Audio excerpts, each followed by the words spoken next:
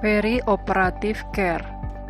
Perioperative care merupakan proses keperawatan untuk mengembangkan rencana secara asuhan individu dan serta mengkoordinasikan serta memberikan asuhan pada pasien yang mengalami pembedahan atau prosedur invasif. Perioperative care dimulai pada saat klien diputuskan untuk dilakukan tindakan pembedahan.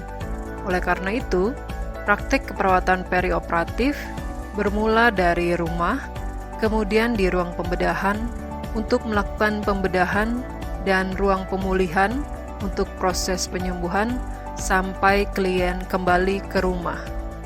Terdapat 3 bagian dari perioperatif, diawali dengan praoperasi, yaitu masa yang dimulai ketika keputusan untuk menjalani operasi dibuat dan berakhir ketika klien dipindahkan ke ruang transfer untuk dilakukan serah terima klien ke meja operasi. Kegiatan pada fase praoperasi yaitu melakukan pemeriksaan persiapan operasi, mencoba untuk membatasi kecemasan praoperasi, termasuk memastikan pasien sudah menjalani puasa bila ada indikasi. Kedua, intraoperasi, yaitu periode dimulai saat pasien dipindahkan ke meja ruang operasi dan diakhiri dengan pemindahan pasien ke pos anesthesia care unit atau ruang PACU atau ruang pemulihan. Selama periode ini, pasien dipantau, dibius, disiapkan, dan bagian yang tidak dioperasi ditutup dengan kain steril, lalu dilakukan operasi atau tindakan pembedahan. Kegiatan keperawatan selama periode ini fokus pada keamanan pasien, pencegahan infeksi, pencegahan kekurangan darah dengan antisipasi menyediakan stok darah, membuka perbekalan steril tambahan ke lapangan jika diperlukan, dan mendokumentasikan segmen yang berlaku dari laporan intraoperatif. Fase terakhir adalah fase pasca operasi, dimulai dari memindahkan pasien dari meja operasi ke unit pasca operasi atau unit rehabilitasi, dan berakhir pada saat pasien pulang. Adapun tujuan dari tindakan perioperative care adalah 1. Di mana peran perawat sebagai pemberi asuhan dan melakukan edukator, yaitu membantu klien dan keluarga dalam menghadapi pembedahan. Misalnya setelah dijelaskan oleh dokter jenis pembedahan yang akan dijalani, maka peran perawat memfasilitasi pemeriksaan yang diperlukan. Misalnya pemeriksaan USG kandung kemih untuk operasi batu ginjal. Kedua, dalam tahap ini peran sebagai pemberi asuhan keperawatan, edukator, dan fasilitator, yaitu membantu memfasilitasi pencapaian hasil yang diharapkan. Misalnya, edukasi teknik mobilisasi pasca operasi bertahap, yaitu caranya meninggikan kepala semi-voller, voller, duduk di pinggir tempat tidur sambil menggantung kaki, lalu berjalan secara bertahap. Tujuan yang ketiga adalah manajemen umum. Dalam hal ini, perawat membantu klien mendapat fungsi yang optimal setelah pembedahan. Misalnya, mengajarkan teknik miring kanan miring kiri agar meningkatkan pergerakan peristaltik usus pada klien post-operasi dengan anestesi umum, atau mengajarkan cara menggunakan alat bantu jalan pada pasien pasca operasi fraktur. Berikut ini beberapa tahapan pada praoperasi. Pertama, kaji kesehatan atau riwayat medis.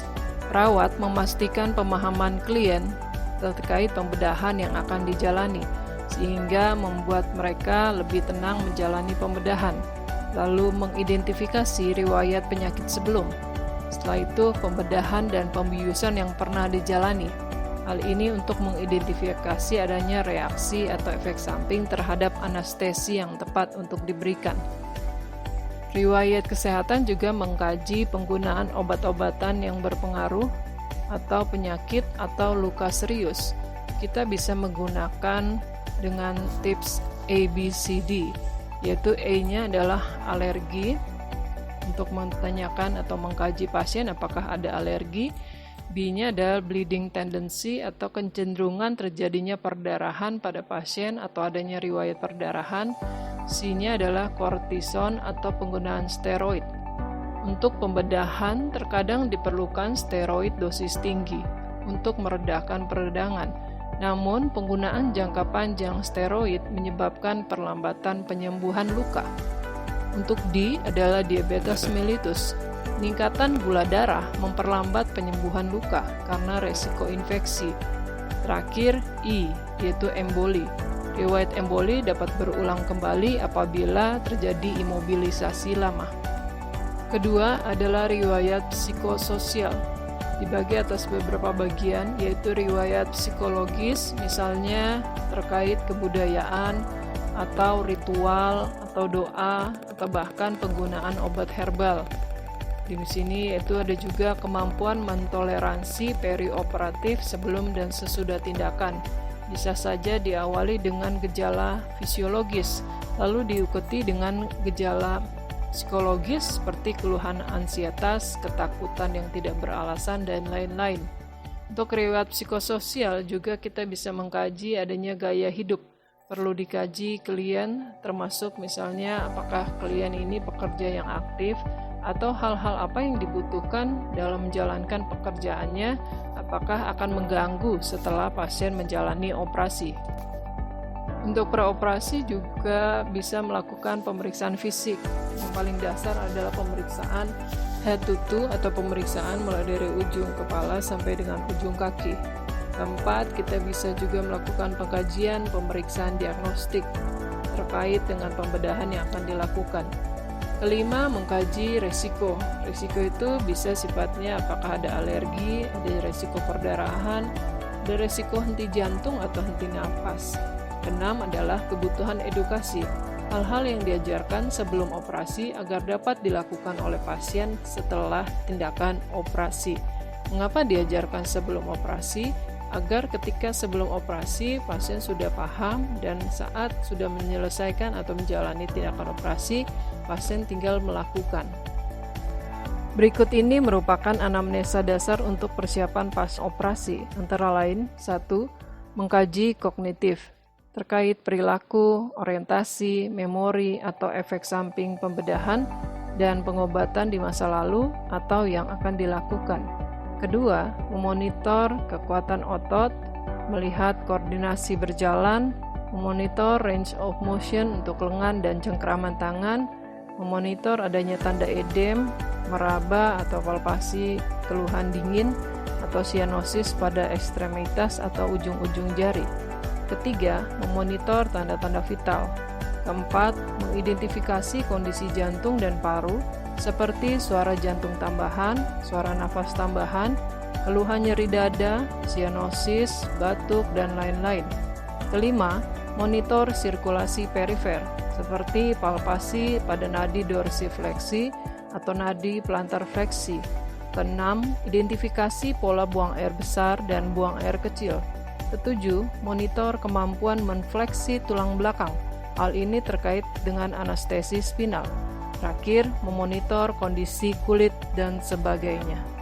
Pemeriksaan diagnostik yang paling dasar yang sering dilakukan untuk prosedur pembedahan adalah pertama EKG, kedua ronsen dada, ketiga hemoglobin darah, keempat kreatinin, kelima glukosa, keenam urin analisis, ketujuh koagulasi, kedelapan untuk pembedahan kehamilan bisa dilakukan pemeriksaan HCG.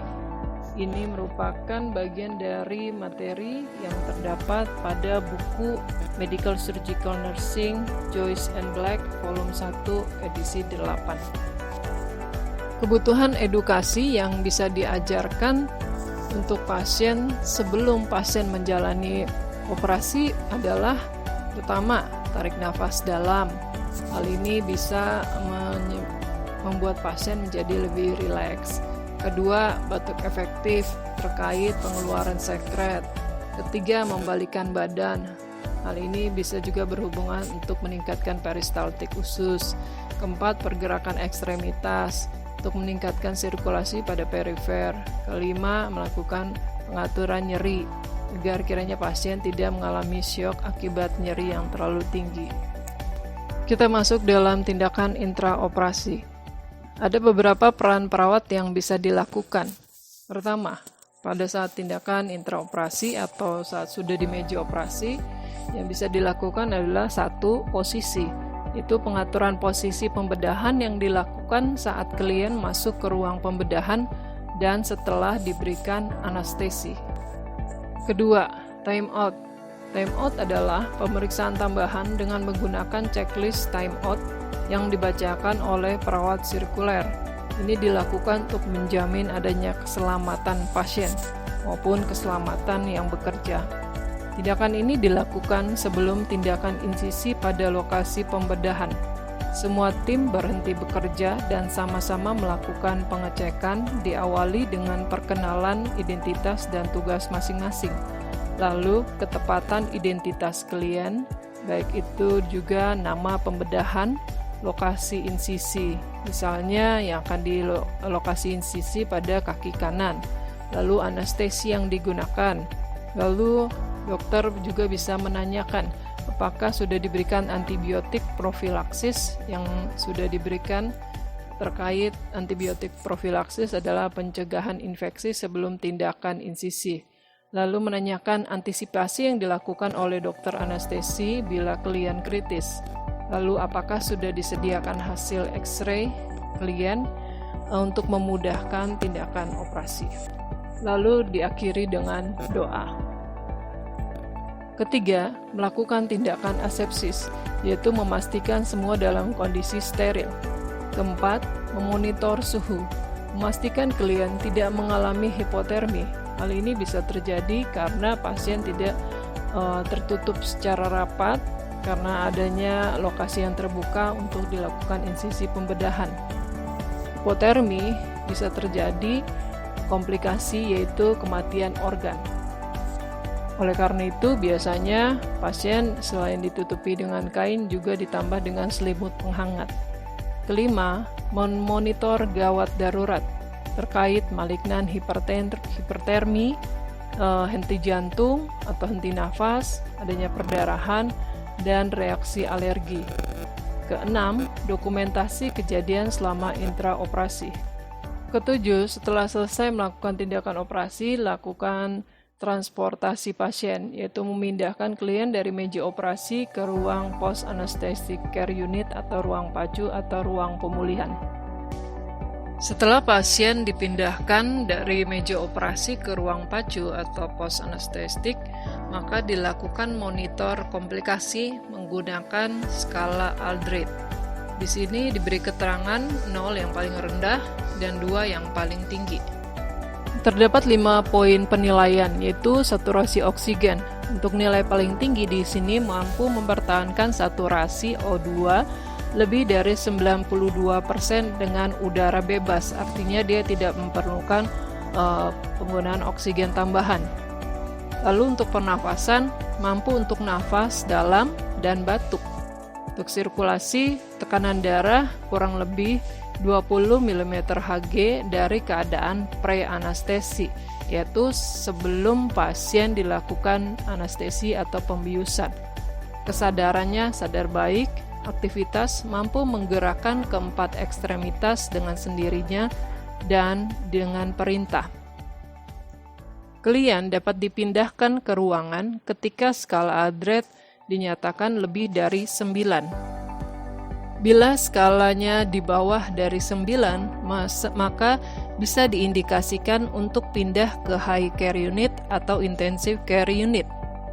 Intervensi yang bisa dilakukan pada ruang pemulihan, recovery room atau ruang PACU adalah 1. Kita mengkaji keseimbangan cairan, yaitu dengan menghitung intake, output, dan balance cairan. Kedua, mengkaji terkait kenyamanan, yaitu dengan mengkaji skala nyeri menggunakan PQRST. Selanjutnya adalah mengkaji tempat insisi drainase, berapa banyak drainase atau perdarahan yang keluar. Lalu kestabilan tekanan darah, tingkat kesadaran pasien, lalu adanya indera gerak. normotermi atau suhu, dan perfusi yang adekuat.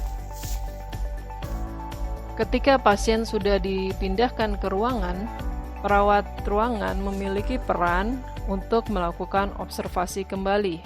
Sama, tujuannya mengkaji apakah ada komplikasi dari tindakan pembedahan.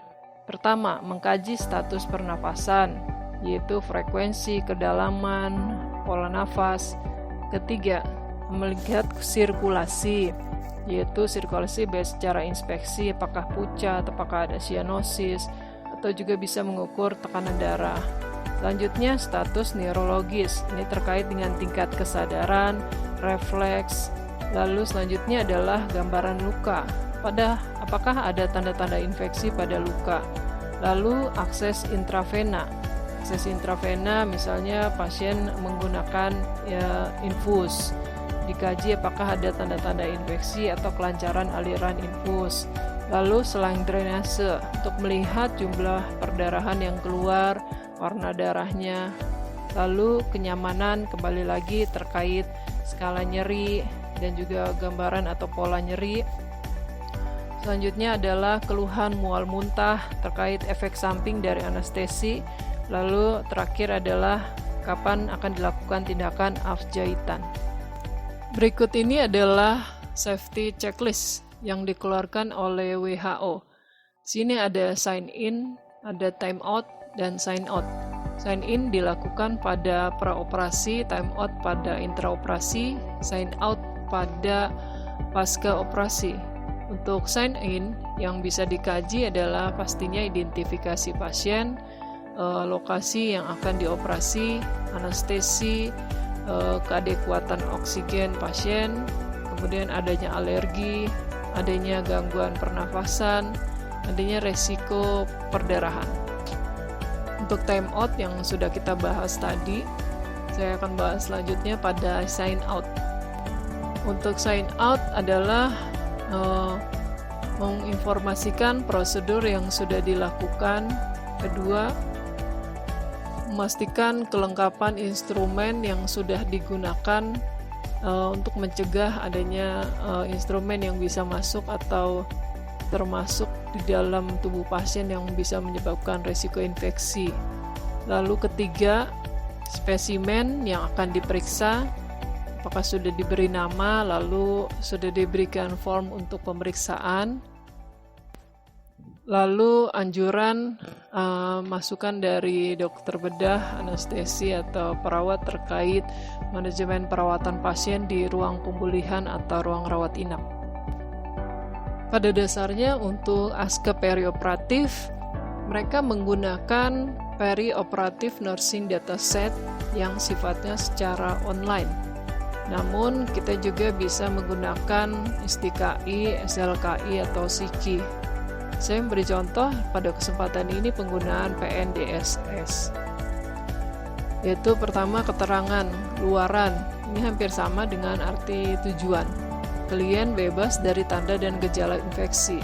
Yang dimaksud dengan definisi luaran tersebut adalah klien bebas dari gejala infeksi nosokomial pembedahan seperti infeksi febris, edem, cairan pus setelah 30 hari pasca tindakan. Lalu indikasinya adalah kriteria hasil, yaitu status imunitas pasien, kondisi kulit khususnya daerah yang diinsisi, pengobatan, lalu dokumentasi gambaran klinis pasien. Diagnosa keperawatan hampir sama seperti SDKI, bisa ditemukan resiko infeksi, resiko gangguan integritas kulit atau gangguan integritas kulit. Namun di sini ada ketambahan keterlambatan pemulihan lokasi pembedahan. Untuk intervensi keperawatan, mereka memilih mengimplementasikan teknik aseptik, pengkajian kerentanan infeksi, pengklasifikasian luka bedah, monitor tanda dan gejala infeksi, lindungi dari infeksi silang, kurangi tindakan invasif, atau kalaupun melakukan tindakan invasif, agar tidak terlalu lama dilakukan sehingga tidak lama terpapar dengan dunia luar. Demikian materi perioperative care. Semoga bisa membantu. Tuhan Yesus memberkati.